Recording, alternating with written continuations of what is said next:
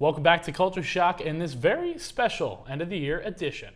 To finish up our super mega duper Christmas Culture Shock extravaganza, we wanted to do one final 2024 recap and review. So let's get into it. From Hippos, the Summer Olympics, World Tours, and the Yellow Brick Road, 2024 had it all. So let's take a look at what went down this year. It's hard to believe that the Stanley Cup and the 10-year-old Sephora crisis was this year, but we started off January with that. At the same time, Gypsy Rose was living her best life. Meanwhile, Aliens made an appearance in Miami of all places, just as Mean Girls the musical hit theaters and Ariana Grande made her much anticipated comeback. The Oscars committed crimes against Barbie, and if I wasn't under enough stress, UMG pulled some of the biggest songs on TikTok off the platform, but it's okay because I still like This Little Life. And then webbing up February, Madam Web webbed its way to the bottom of the box office, being one of the worst Sony Spider-Man spin-off movies they have ever made, and Morbius was made. Beyonce released a country album, and we thank her for that, I guess. And Usher performed at the Super Bowl with guests from Ludacris and Alicia Keys, sparking some romance rumors between the two, but that was shut down immediately by Keys herself. But basically, Taylor Swift took over February from her Grammy wins and hints at a new album, being in Tokyo for 4 shows and being able to get back from those shows to watch her boyfriend Travis Kelce win the Super Bowl with the Kansas City Chiefs. Finally, memes continue to spin around, so Deanna, you have been promoted. You are now one of my elite partners. Thank you, Joey. March was full of even more stuff, not just my birthday, as the Oscars saw both Billie Eilish and Ryan Gosling perform while Oppenheimer reigned supreme. J-Lo became a walking meme for her orange drink. More Ariana Grande, JoJo Siwa became a whole other person. Gypsy Rose announced her shocking divorce, and Cowboy Carter had everyone in a chokehold. Going to the courts of April, a tennis movie came out, and it is 100% about tennis. It's named Challengers, starring Zendaya, and I think it should get an Oscar nomination for her role. T Swift released Tortured Poets Department, and then at 2 in the morning released the anthology, which included another 15 songs, which meant I got no sleep. Greta Thunberg was arrested during one of her protests for environmental activists, being one of the turning points in her young career. Drake was sued for using AI in a song released only on YouTube, and of course, Coachella, as usual, was a talking point. But should it get moved to a more mild temperature than the Nevada desert? I think so. May brings my favorite night of fashion, the Met Gala, where we saw everything except a clear connection to the theme. Jennifer Lopez had to cancel her tour, all while dealing with marriage struggles. Awkward. We also met the world's most conscious baby, who then had the best trip to the Four Seasons in Orlando. And then, we can't forget that they are not like us, are they, Joey? No, they are not. And Brat Summer was the summer theme I wasn't expecting, but it started the Pop Girl Summer, which I was here for. Seeing faces from my childhood like Sabrina Carpenter and her Espresso and Please Please Please, and new ones like Chapel Roan with H-O-T-T-O-G-O. You can take me to the Eras Tour with Prince William at Wembley Stadium to see Travis Kelce perform on stage during the new Tortured Poets Department set.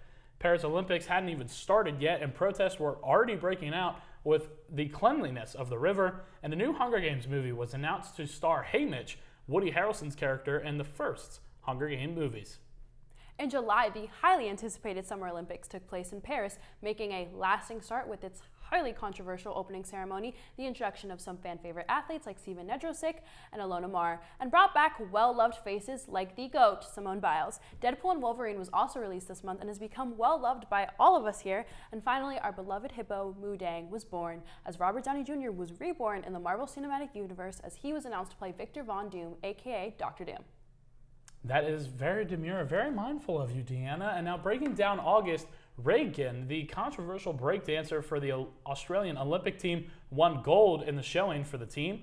Shohei Ohtani debuts his dog Decoy, which became a beloved animal, not only for the LA Dodgers, who made a bobblehead just for him, but the entire MLB and the world. Chapel Roan spoke out about photos and how publicity should really be asking for photos.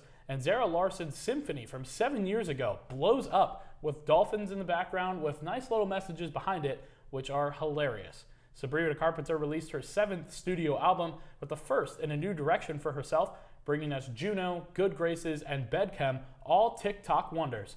And finally, Blake Lively was under fire for her new movie, It Ends With Us, having a misled storyline that could be triggering to some viewers, and she failed to acknowledge it. September exploded in controversy, exposing P. Diddy and a majority of Hollywood. All the while, Anna Sorokin is announced to be on Dancing with the Stars. Spoiler alert, she didn't make it very far. The world also saw a few surprises as an 8-year-old stole her parents' car and was able to drive successfully to Target. Nuko Avocado pulled off quite possibly the greatest social experiment ever. We got new Mozart music before we got GTA 6, and the world was introduced to one of my favorite baby animals, Pesto. Wrapping it up with what I argue was the best TV show this year, Agatha All Along, which has made me so excited for the future of the MCU and started the era of the witches. And if you could just pause here and take a moment before we go on to the rest of the year, I would just really like to thank Beyonce.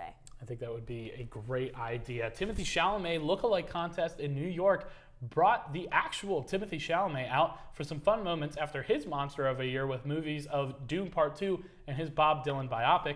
Logan Paul's lunchly was filled with mold, and Rosanna Pacino called out Mr. Beast for him supporting it. 2 hurricanes struck Florida, which had 2 of the most 50s names possible with Milton and Helene. And one more time, let's just thank Beyonce, because why not? And the Hernandez brothers monster series was added to Netflix, which brought along a new documentary as well on Netflix, which also sparked theories of how the Mendez brothers could get released from prison. APT or Apate was released and is feeding the Bruno Mars fan base on this last half of the year, and Victoria's Secret shows are back because in the club, we all fam. Back to the Era of the Witches, Broadway's beloved duo finally made its way to theaters in November. Cynthia Erivo and Ariana Grande have been something to see on the Wicked press tour, and I hope you're really holding space for my suitcase. And within December, when we are filming this, it's only been about 2 weeks, so we don't have a lot that's going on in December, but make sure to go check out what actually has been going on and let us know. Joey, that was a lot. It was one crazy year in the world of pop culture, and it left me culturally shocked. Thank you, Connor Hoye. Before we wrap it up here, let's do rapid round top 3s, Joey. Let's do it. So hitting it off with top 3 songs of the summer. Myself, I had some help by Post Malone featuring Morgan Wallen. I don't think the song was all that, but it did give me my favorite album of the year, F1 Trillion, the Post Malone country album. Number 2, Die With a Smile by Bruno Mars and Lady Gaga, which fueled my continuous love for Bruno and Gaga even more. And Espresso by Sabrina Carpenter, which helped me love her stuff even more, even if Meg Berry didn't like it. All good takes. For me, APT by Bruno Mars and Rosé has to be one of the greatest hits this year. Alongside that, her bandmate Lisa released one of my all-time favorite songs with Rosalia, and it left me feeling like a new woman. And it's hard to pick just one more, so I'm gonna go. I love It's Okay, I'm Okay by Tammy Cray. Anything Sabrina released, Bruno Mars and Lady Gaga, Billie Eilish's entire album, Kendrick Lamar is the GOAT, Jungkook, Straight Banners, and Chapel Roan. Deanna, shut up. Now, going into movies, number 1 movie for me is an underrated movie of the year, and my personal favorite, The Iron Claw. A movie about family and the start of pro wrestling was where Zac Efron gave his best acting performance ever, playing Kevin Von Erich. Movie about brothers and the tragedies of life. It's just so good. Please go watch it. My number 2 movie of the year is Deadpool and Wolverine, because why not? Bringing back Hugh Jackman from the dead and keeping him until he's 90, of course. And number 3 is Piece by Piece, the Lego documentary style movie about Pharrell Williams, one of my favorite artists and producers in the industry, and deciding to make it in a Lego form is just awesome. Not awesome, not getting an album anytime soon. Since I ran a little long last time, I'll keep it brief. Dune 2, Wicked, and Mean Girls the Musical, because I'm not a regular producer, I'm a cool producer. Okay, well, let's get into the predictions we are going to have for 2025. My 3 predictions, starting it off, is that Superman Legacy, the first DC movie going under the direction of James Gunn, is going to be the best Superman movie ever and one of the best comic book movies of all time. A major celebrity couple, like, I don't know, maybe Taylor Swift and Travis Kelce, will get engaged, and How to Train Your Dragon live action is going to be a new age for movies and a new wave of live action movies being created.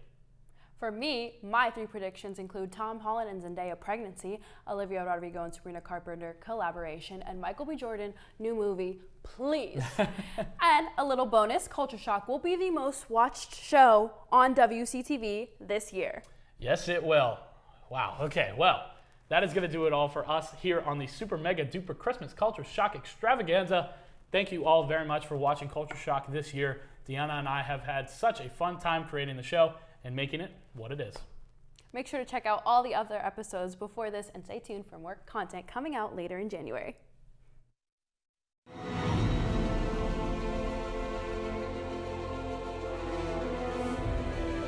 This has been a production of Waynesburg Community Television.